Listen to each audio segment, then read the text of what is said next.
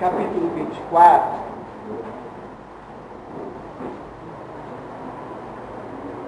a partir do verso 13, Lucas 24, 13. Os discípulos no caminho de Emaús. Os discípulos no caminho de Emaús. E diz assim: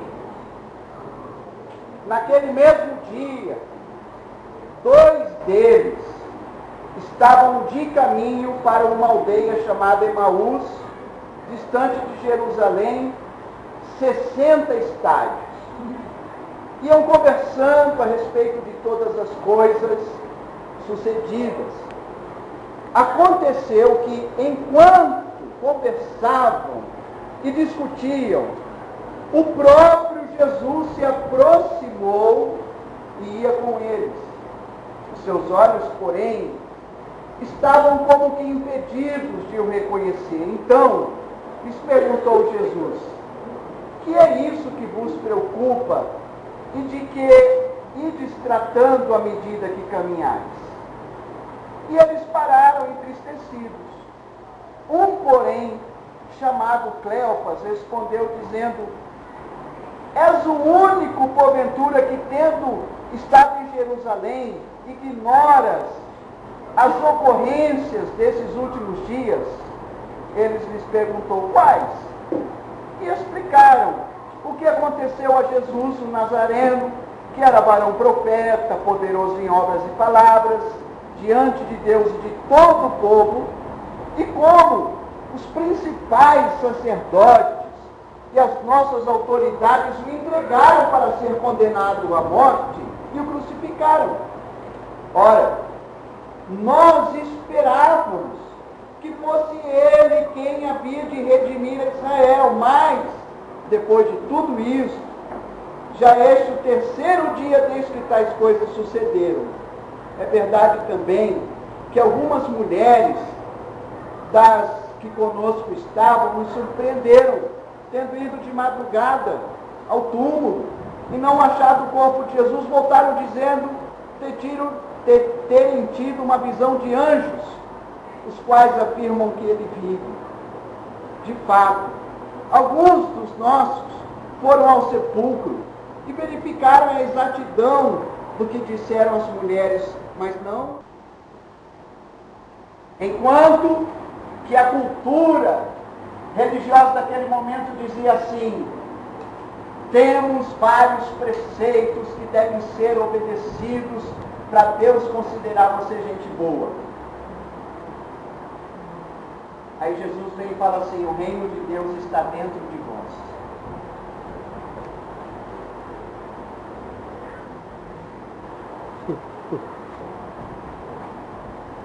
Quebrou. Amém? Choca! Ele mesmo falou: eu vim trazer espada. Choca! Choque, é um choque, sabe?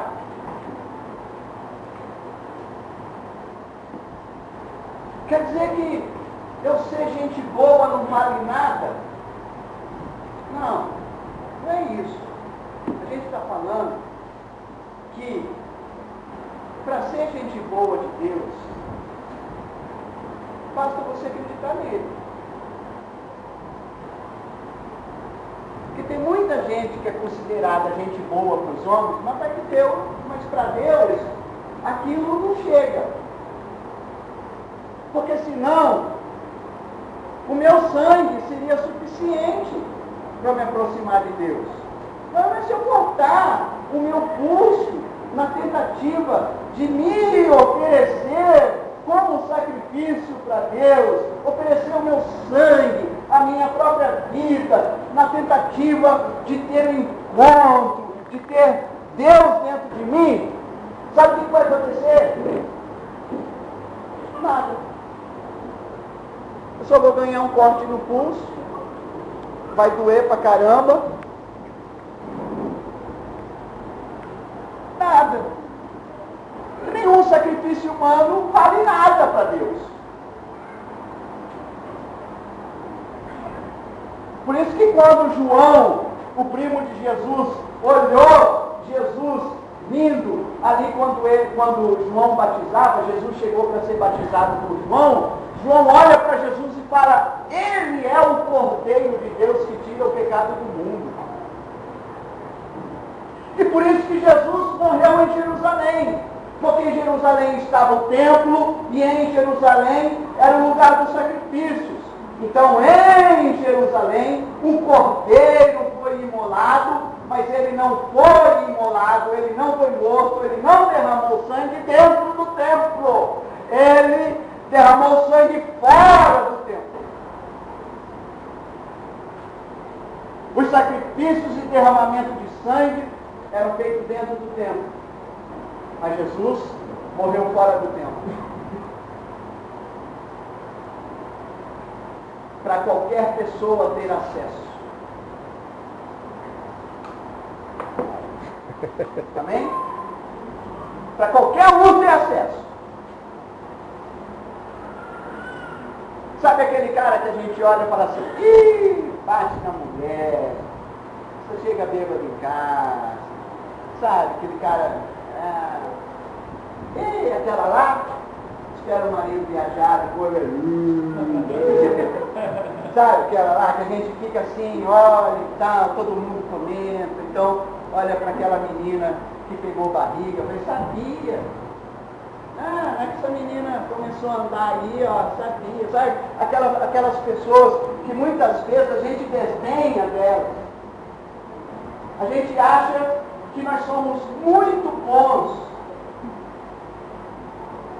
Pois é, Jesus morreu fora do templo para essas pessoas que até a gente acha que nunca vai ter conserto, para elas terem acesso ao sacrifício de Jesus.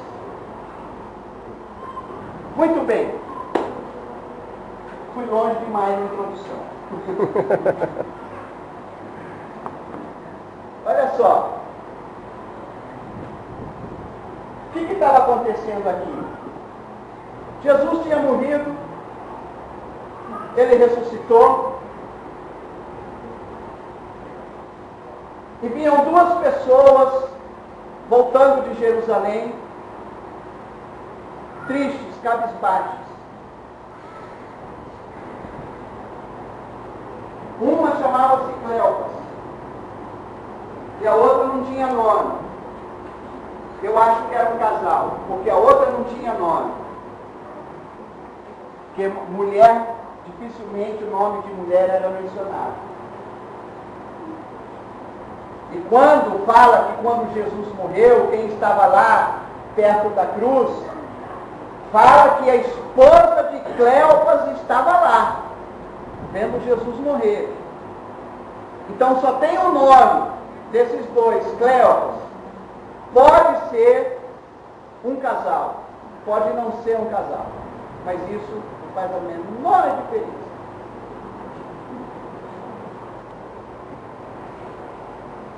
E eles estavam vindo. Agora, eu queria que você se apaixonasse por Jesus de novo hoje. A paixão de ontem serviu para ontem. Eu queria que você se apaixonasse hoje de novo por Jesus.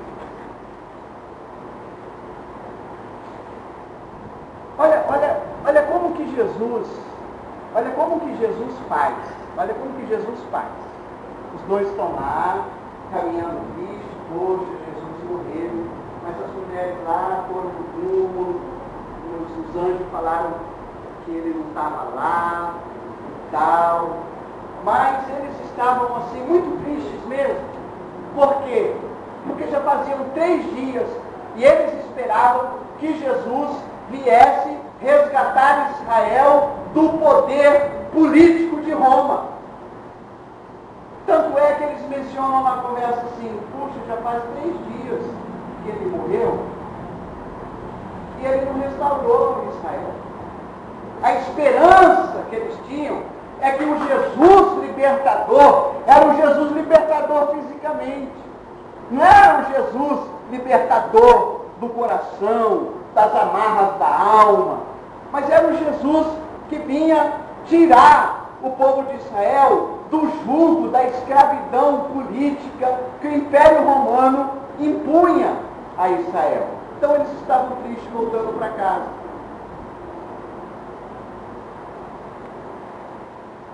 E quando eles estão voltando para casa, Jesus começa a caminhar com eles. Diz o texto que Jesus se põe a caminho com eles. Jesus começa a caminhar com eles. E aí, tudo bem?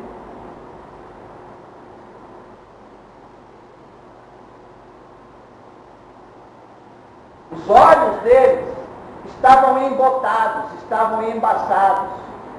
A emoção, a tristeza, estava tão grande no coração que o olho não conseguia enxergar Jesus. Porque quando o coração dói, o olho fica cego. Eles não reconhecem que é Jesus. De tanta dor no coração, de tanta frustração, de tanta decepção.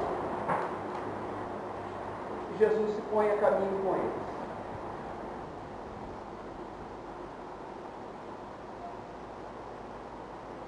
Para quê?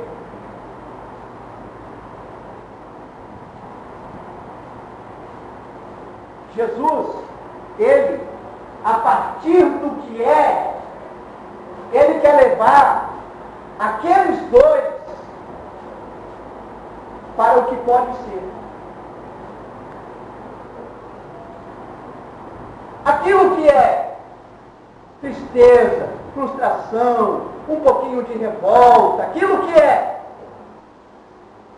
Mas o que pode ser? Então Jesus se põe a caminho com eles, para levá-los daquela triste realidade para um outro lugar. Então Jesus se põe a caminho assim que Jesus caminha comigo e com você, para transformar as nossas realidades. Jesus se põe a caminho comigo e com você, para levar a gente daquilo que é para aquilo que pode ser. E ele chega e fala assim: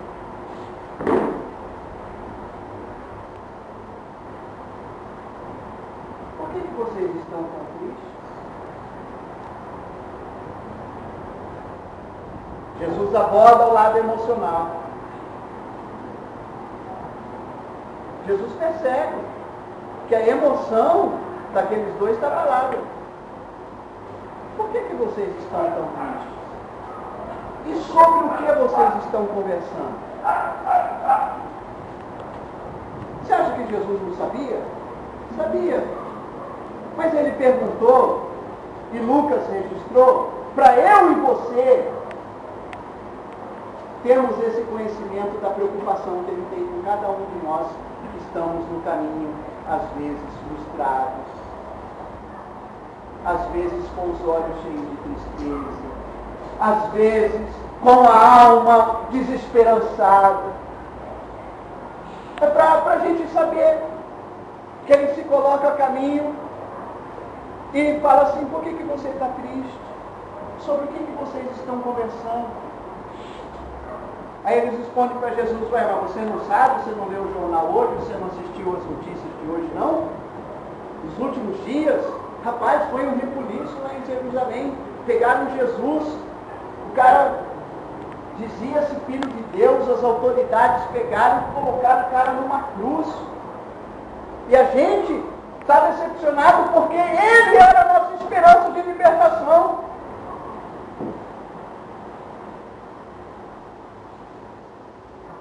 Olha como que Jesus faz comigo e com você. Quando a gente se põe na vida, no caminho, quando eu e você caminhamos e pisamos no chão dessa existência. Jesus, ele escuta.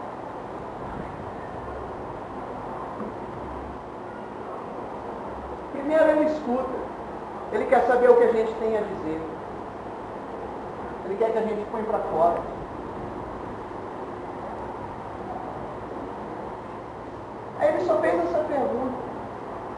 E ele parou na caminhada com os discípulos, parou de falar, e aí só aqueles dois falam. Aconteceu isso, aconteceu aquilo, e botaram para fora toda a sua tristeza, a sua decepção. E Jesus escutando. Olha como nós somos diferentes, irmãos, muitas vezes na caminhada com aqueles que estão desesperançados. A gente só quer falar. A gente quer falar, quer falar, quer falar, quer falar, quer falar. Paulo Freire, ele tem a pedagogia da escuta. Ele fala de uma pedagogia da escuta. Por quê? Porque se a gente na nossa caminhada não escutar, a gente não vai poder interferir positivamente na vida do outro. E nós estamos aqui para fazer diferença na vida do outro. A gente tem que escutar, tem que ter paciência. Deixa o outro falar. Rubem Alves tem uma poesia que chama Escutatória. Depois você procura lá no Dr. Google. Conhece o Dr. Google? O cara sabe tudo. Aí você põe lá no Dr. Google. Rubem Alves, Escutatória. Depois você lê lá.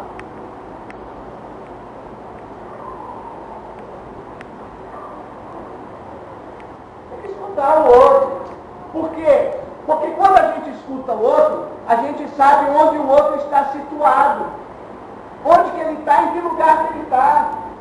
Emocionalmente, espiritualmente. Não, a gente já vai muitas vezes atropelando e falando e tentando fazer um curso bíblico, né, e tal, e taca a Bíblia no cara. Não vai fazer a menor diferença.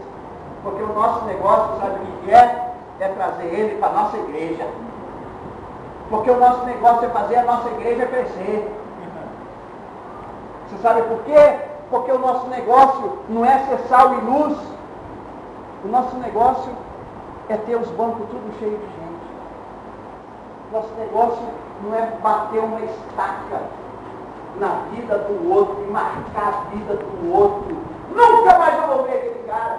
Como tem acontecido comigo nessas minhas viagens. Às vezes o ônibus atrasa, às vezes senta um cara do meu lado, eu tenho que viajar 12 horas dentro do ônibus e tal, mas olha, o que os caras contam de história e tal. Aí eu fico sabendo onde que o cara está, o que o cara está pensando, qual que é a realidade dele. E aí eu vou apresentar Jesus para ele, de onde ele está, do que é,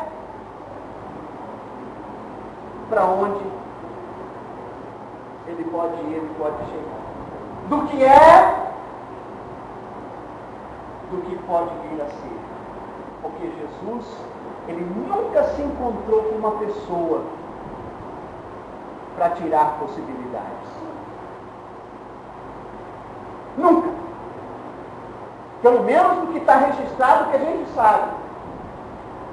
E eu acredito também que não esteja registrado uma história diferente de um Jesus que tirava a esperança dos outros. Não! Jesus, ele sempre mostrava possibilidades. E a gente tem que assim, escuta o outro. O que o outro tem a dizer. Você está aqui, mas olha, você pode estar num lugar melhor. Você está emocionalmente assim, mas você pode ficar sarado, curado. E a gente fala de Jesus. Amém, meus irmãos? Amém. Então, o que Jesus está fazendo? Jesus está conversando com o pessoal, ele estava conversando com aqueles dois, ele só fez uma pergunta. Por que vocês estão tão tristes? E de que é que vocês estão falando? Ele quer saber onde os caras estão situados. A partir da realidade deles. Jesus entra num outro nível na conversa. Os camaradas só enxergavam Jesus como um libertador militar. ressuscitar. Mas olha a pergunta que Jesus faz. Jesus pega uma chave e dá para eles. Jesus faz uma pergunta assim: escuta, mas como que esse Jesus iria entrar na sua glória se ele não tivesse morrido e ressuscitado? Ou seja, como que esse Jesus seria glorioso? Onde estaria a glória desse Jesus se ele não padecesse e morresse numa cruz e ressuscitasse ao terceiro dia? Aí Jesus pega essa pergunta, e essa pergunta se torna uma chave para eles compreenderem além. Eles estavam perguntando por que Jesus morreu, por que Jesus não nos libertou. E Jesus pega a chave e através dessa pergunta e coloca uma ênfase. Ele fala: vocês não têm que perguntar por quê, mas para que ele fez isso. Para que ele fez isso? É mesmo, né? Aí Jesus começa a falar das Escrituras, porque as Escrituras, desde Moisés, passando por todos os profetas, aí você vê o valor das Escrituras. Por isso que Jesus falou: vocês examinam as Escrituras, mas não me acham. Por quê? Porque vocês não querem me ver nas Escrituras. Vocês querem enxergar outra coisa. Então as Escrituras só têm valor quando a gente vai tentar encontrar Jesus lá. E aí, o que acontece?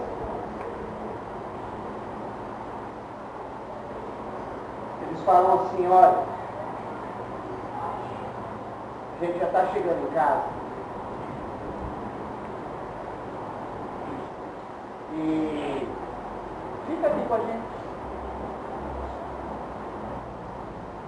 Fica aqui com a gente, dorme aqui. A gente arruma uma caminha para você, você dorme com a gente come, faz um lanchinho. Fica aqui com a gente. Jesus falou: beleza, estamos aí. Aí, de certo, eles chegam em casa, lavam as mãos, lavam os pés para tirar a poeira da estrada. E aqui eu queria falar um negócio para você.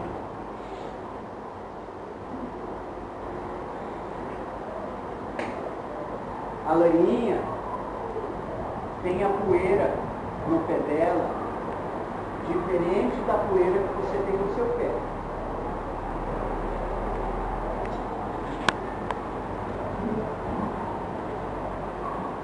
A gente não pode querer que todo mundo tenha a mesma poeira no pé, porque cada um trilha por caminhos, por realidades diferentes. A poeira que eu tenho no meu pé é a poeira que você não tem no seu pé. Mas o gostoso é que Jesus tira a poeira do nosso pé. Amém? Ele não lavou o pé dos discípulos?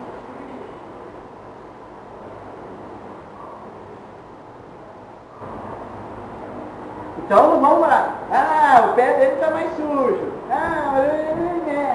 Cada um tem a sua poeira. O gostoso é saber que Jesus é humilde o suficiente para lavar e tirar a poeira, seja ela qual for. Pedro, orgulhoso, falou: meu, você não precisa lavar não. Jesus falou: se você não deixar eu lavar, você não tem parte comigo no meu reino. Falei: então tá bom, então dá um banho logo, não lava só o pé. Ele falou. Aí Pedro falou: não, só o pé não, então pode dar um banho logo, que fora não quero ficar.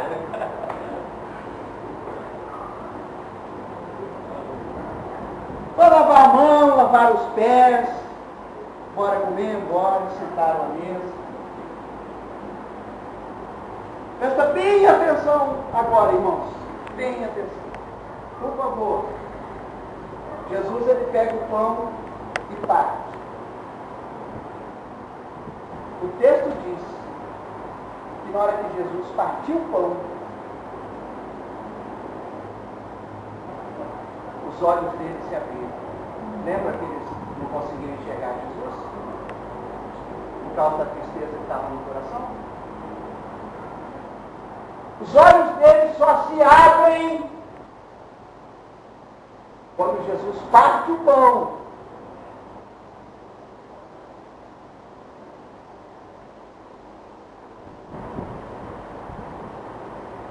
Estava o tempo todo conosco em nossa caminhada.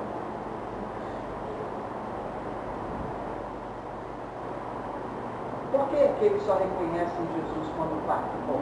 Porque os olhos deles não se abrem enquanto Jesus estava pregando as Escrituras. As Escrituras aquecem o coração, mas não abrem os olhos. As Escrituras aquecem o nosso coração, como ele diz, porventura. Então é por isso que quando ele estava falando das Escrituras, o nosso coração sentiu aquele calorão, queimava o nosso coração, mas continuaram cegos.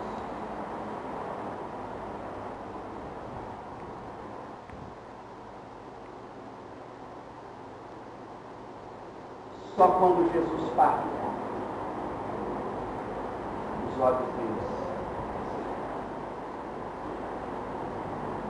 Sabe por quê? Porque o que faz a gente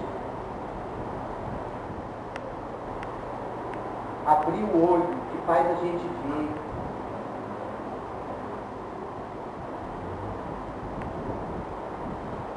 não é o conhecimento de Deus, mas é a realidade do Deus que se coloca ao nosso lado no caminho. É um Deus que se reparte. É um Deus que parte. É um Deus misericordioso.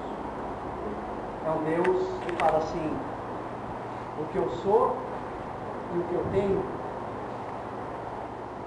eu quero te dar também. O que é meu, eu quero que seja teu.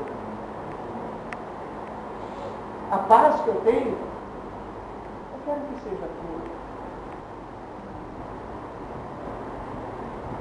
A certeza de um relacionamento amoroso com o Pai que eu tenho, você também pode ter.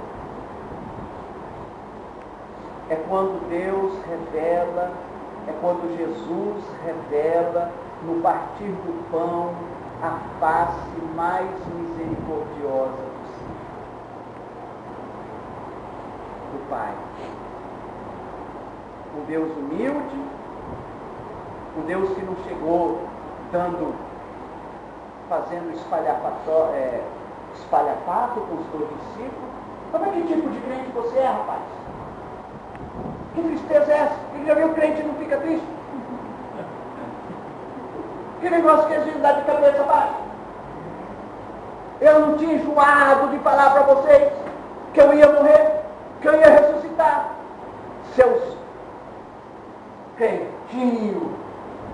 Não. Jesus se faz como um deles e se coloca no caminho. Está apaixonado por Jesus? Onde que você está, para onde você está indo, eu não sei. Isso é coisa sua. Isso é coisa do seu coração. Se você está triste, se você está alegre, se você está com a certeza da fé, ou se você está vacilante, se a sua lâmpada, se o seu foguinho está com uma chama desse tamanho, ou se está saindo fumaça, eu não sei. Eu só sei de uma coisa, que o Jesus, o Filho do Deus vivo, aquele que morreu numa cruz pelos nossos pecados e ressuscitou, vencendo a morte ao terceiro dia, é o Jesus que se coloca humildemente para caminhar conosco. Não para recriminar, mas para mudar a nossa história. Para tirar a gente do que é para o que pode vir a ser. Amém? Que a gente possa ter os olhos abertos e enxergar em Jesus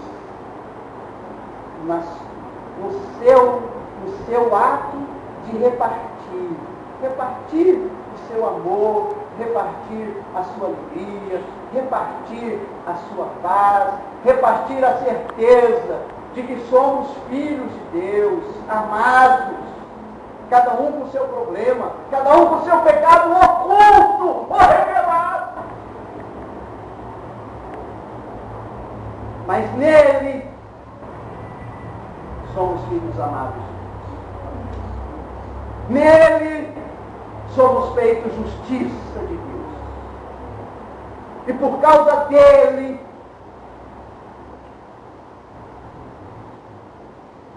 quem tentará acusação contra nós?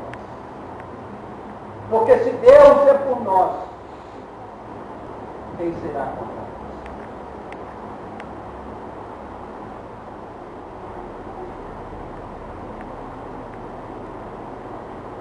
Que Ele abençoe, sabe, cada um de nós, e que a gente possa estar se apaixonando por esse Jesus a cada dia na nossa vida.